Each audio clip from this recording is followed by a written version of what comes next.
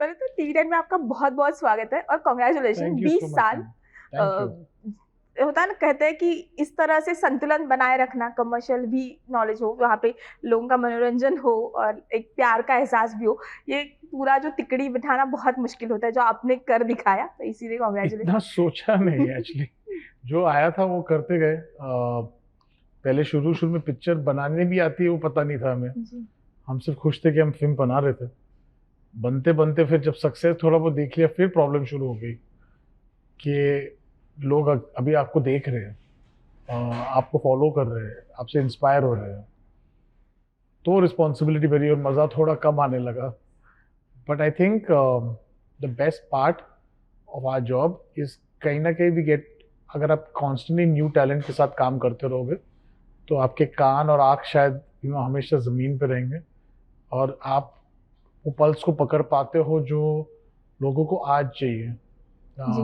अक्सर सक्सेस के बाद वो कनेक्शन टूट जाता है, तो I try to maintain that all my life. Right. But जैसे कि आपने शायद कई बार कहा कि आप नंबर्स के पीछे नहीं भागते, आप जी तो फिर भी जैसे कि आप मैनेज कर लेते हो आपके जी। जिसमें, बट वो क्या है आपकी कहानियों में ऐसा खास जो दर्शकों को, व्यूअर्स को आपकी कहानियों से कनेक्ट करता है? देखिए, आप अक्सर लोग जानते, I probably do come from a film family actually, जो बहुत सीरियसली फिल्मों को मानता है जी। कि एक आपको लोगों के लिए पैसा बनाना पड़ेगा ताकि आप आपका काम करते जाए। जी। पर यहाँ पर फिर भी आप कुछ भी करो, यहाँ पर सरस्वती पहले आती, फिर लक्ष्मी भगवान, लक्ष्मी देवी की पूजा होती है। I think not because anything else. यहाँ पर आपको पहले आपकी कला के थ्रू ही पैसे कमा पाएंगे आप। अगर आप बुरी पिक्चर बनाओगे और पैसे कमाओगे, वो ज़्यादा लास्ट नहीं करेगा। तो आई थिंक वो बैलेंस मेंटेन करना शायद कहीं ना कहीं हमारे फैमिली अपब्रिंगिंग में ही है, I think. But I think मैंने हमेशा ये मेंटेन किया है कि मुझे अच्छी पिक्चर बनानी है, बट लोगों के लिए पैसे बनाना ज़रूरी है ताकि मैं और पिक्चरें बना सकूँ। जी।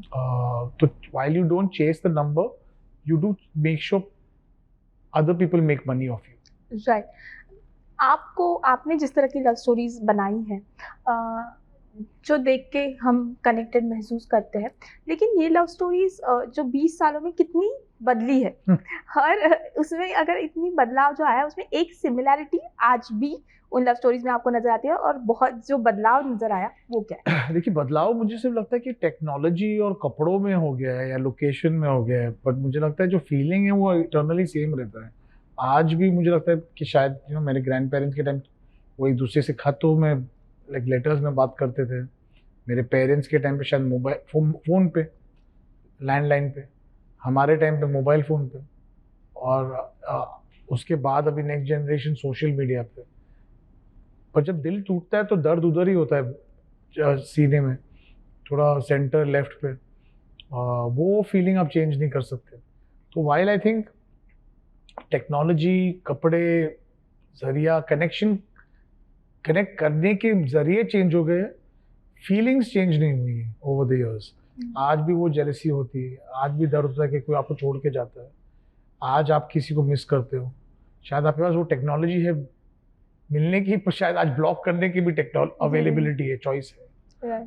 सो आई थिंक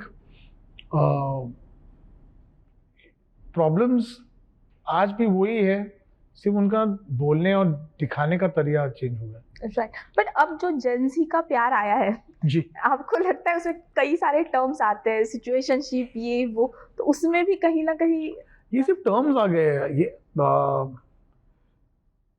ये हम लोग हमको आजकल कुछ चीज़ें को नाम और क्लासिफाई करने में, ये फॉर एग्जांपल मुझे लगता है कि हमारे, मेरे से पहले भी असिस्टेंट डायरेक्टर्स होते थे, बट इतने नाम नहीं थे। आज एक सेकंड, फर्स्ट सेकंड, ऐसे वो बाइफोकेशन हो गया है, ज़्यादा क्लासिफिकेशन हो गया है।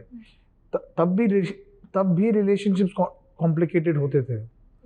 लोग शायद कहीं ना कहीं अपने रिश्तों के बाहर भी रिश्ते ढूंढते थे, कई रिश्ते तब भी होता था, सिर्फ हम लोग उस रिश्ते को नाम अलग देते थे। जी। आज शायद वो रिश्ते को थोड़ा क्लासिफाई हो गया है, लोग उसको रिकग्नाइज करने लगे और एक्नॉलेज करने लगे हैं। शायद छुपे दरवाजों में, बंद कमरों में ऐसे रिश्ते होते थे। अभी शायद लोग ओपनली इसके बारे में बात करते हैं, बट प्यार तो सेम ही होता है। आई थिंक जब फीलिंग्स होती है तो प्यार वैसे ही होता है। बिल्कुल। अब फिल्म की बात करें फिर जी। एक बार, नए चेहरे 2, क्या खास बात थी जो आपको लगा कि इनके साथ फिल्म बनानी चाहिए? खास बात एक्चुअली रिक्वायरमेंट स्क्रिप्ट की ये थी कि क्योंकि वो पहला प्यार था और वो उम्र में थी, स्क्रिप्ट में उम्र की रिक्वायरमेंट ये थी कि वो 20 और 25 के बीच में, जो यंगस्टर्स का पहला प्यार जब होता है, जब आप करियर भी शुरू कर रहे हो और प्यार में भी पढ़ रहे हो, तो रिक्वायरमेंट न्यू कमर्स की थी एज अ स्क्रिप्ट। सच पूछो तो मेरे को पता है, बिटवीन आदि सर और उन्होंने कहा था कि between you and me we can get a decent cast, but आपकी रिक्वायरमेंट ये फिल्म की ये है कि we need youngsters and newcomers. Don't spoil the film by casting someone whose 40 or 35 and try to de-age him. So I thank him for letting us being authentic to the film. Right. But to be honest, the what I see in these two Ahan and Aneet, I think is spectacular. शायद मुझे इस film की जरूरत, मुझे उनको सिखाना नहीं पड़ा। आई थिंक मैं उनसे सीख रहा था, क्योंकि उनके थ्रू मैं ये यूथ को कनेक्ट कर रहा था। I had to get into their world rather than them getting into mine, to understand how they feel, how they react, and that is why I think ये पिक्चर में कहीं ना कहीं वो एक डिफरेंस दिखाई देता है। और संदीप सर ने, शायद संदीप रेड्डी वांगा ने आपको कहा कि ये फर्स्ट डे ही वो देखेंगे। दो एक पूरी तरह से अलग उनका जो उनकी फिल्म मेकिंग की प्रोसेस है। जब इस तरह का निर्देशक कॉम्प्लीमेंट करता है तो उससे किस तरह से आप देखते हैं? No, I really appreciate it. मैं एक संदीप रेड्डी वांगा फैन हूँ। मैं खुद उनकी फिल्म एनिमल देखने बाद मैंने उनको मैसेज किया था और कॉम्प्लीमेंट किया था, बिकॉज मुझे वो पिक्चर बहुत ही अच्छी लगी थी। तो and I am not someone जो रेगुलरली कोई इंडस्ट्री ट्रेंड या ट्रायल्स पे जाता है। मैं थिएटर में जाके पिक्चर के पैसे दे के देखता हूँ। I don't belong to any camp as such or any school as such or anything. I'm a person who इनका independent thought है, but I really appreciate the fact कि उन्होंने वो ट्रेलर या टीजर देखने के बाद मुझे मैसेज किया और उसके बारे में ट्वीट किया। I really appreciate कि see I think that's a healthy sign कि हम एक दूसरे को सपोर्ट करें, and we have no reason to do। मैं कभी उनको मिला नहीं हूँ। I think it's a mutual admiration of each other's art. Right. Well, जिस तरह से आपने कहा कि एक म्यूचुअल एडमिरेशन होता है, लेकिन आज जो है आखिर हम बोलते हैं कि जनता जो है वो माँ बाप है, और अब बॉक्स ऑफिस बहुत ज़्यादा अनप्रेडिक्टेबल है। तो हर फ्राइडे जब फिल्म रिलीज होती है तो क्या फीलिंग होती है? क्योंकि अब वो आज भी नहीं, वो हमेशा सेम रही थी मैम। वो तब भी डर लगता था, बिकॉज अगर आप देखें तो मैंने शायद आज तक कभी कोई फिल्म में वो शॉर्ट स्टारकास्ट के साथ फिल्म बनाई नहीं है। अगर आप देखो तो चाहे वो मलंग हो या विलन हो, चाहे आशिकी हो, चाहे कलयुग हो, चाहे जहर हो, वो सारी फिल्मों में कभी वो शॉर्ट स्टारकास्ट नहीं था कि लोग आएंगे कि नहीं आएंगे। तो मेरे लिए तो ये अनप्रिडिक्टेबिलिटी, अनसेटलिबिलिटी तो जिंदगी रही है। कभी ये श्योरिटी थी नहीं कि लोग आएंगे या नहीं आएंगे। फैक्ट ये था कि most of the starcast were new, और लोग अक्सर शायद ऐसी film like why should they come and watch a film like Aashiqui देखने क्यों आते हैं आदित्य रॉय कपूर और उसके साथ। जी।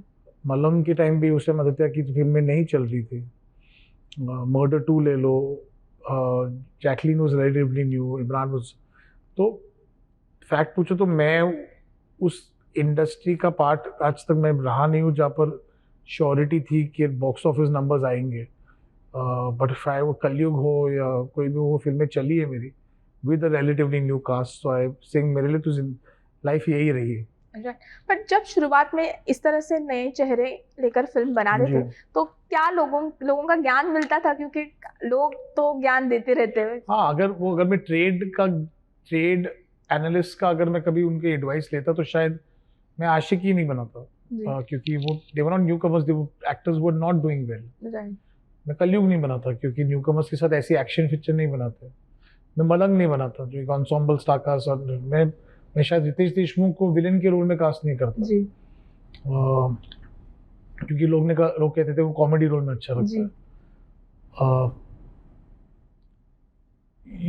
पर मैं लोगों को डिफाई करने के लिए मैंने ये सब नहीं किया था, बट अगर मैं ट्रेड का ज़्यादा सुनता तो मैं शायद कभी कोई ये फिल्म भी शायद नहीं बनाता। But the fact is you have to be authentic to your script, और trade falls in line I think. Well, अब आपकी फिल्मों की बात हो, सिंगिंग की बात ना हो, म्यूजिक की बात ना हो, तो हो नहीं सकता। इस बार भी आप नए जी चैनल को मौका देने वाले हो और आप एक ट्रेंड सेटर बन गए हो। आपकी फिल्मों में गाता है तो वो स्टार बन ही जाता है ये तो कहा जाए। बट इस बार कौन सा नया टैलेंट और किस तरह से उनको? देखिए, मैंने हर पिक्चर में मैंने एक अटेम्प्ट तो किया है कि एक जी। नया म्यूजिक कंपोजर या सिंगर मैं लॉन्च ज़रूर करूँ, जी क्योंकि मुझे लगता है वो करने से आपका म्यूज़िक जो है वो कंटेम्प्रेरी रहता है। तो इस फिल्म में एक बहुत ही टैलेंटेड कश्मीरी म्यूज़िक सिंगर और कंपोज़र फ़हीम अब्दुल्ला और अरसलान है, जिसको मैंने इनको टाइटल गाना गवाया है, क्योंकि मुझे लगता है एक फ्रेशनेस है इनमें, एक इंडी एंगल है जो जो मुझे लगता है यूथ को बहुत कनेक्ट करेगा। जी।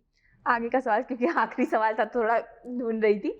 अब तो एक ये जो है वो शानदार फिल्म आप रिलीज कर रहे हो और लोग देखने के लिए एक्साइटेड भी है, लेकिन अब आगे क्या, नेक्स्ट क्या कहना है? एक्चुअली ये टू टाइमिंग मुझे आता है नहीं, मैं बहुत कोशिश करता हूँ करने का, पर होता नहीं मेरे से।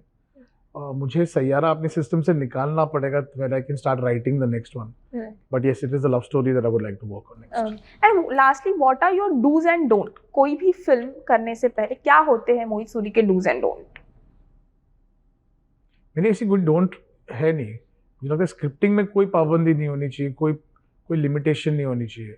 Do everything that is right for the film, but इसलिए ना लिखो क्योंकि आपको कोई स्टार के साथ काम करना है, या आपको वो उसके लिए गलत पिक्चर लिखी जाती है। जी, I think write a film जो आपको बनानी है। Okay, thank you so much. Thank you.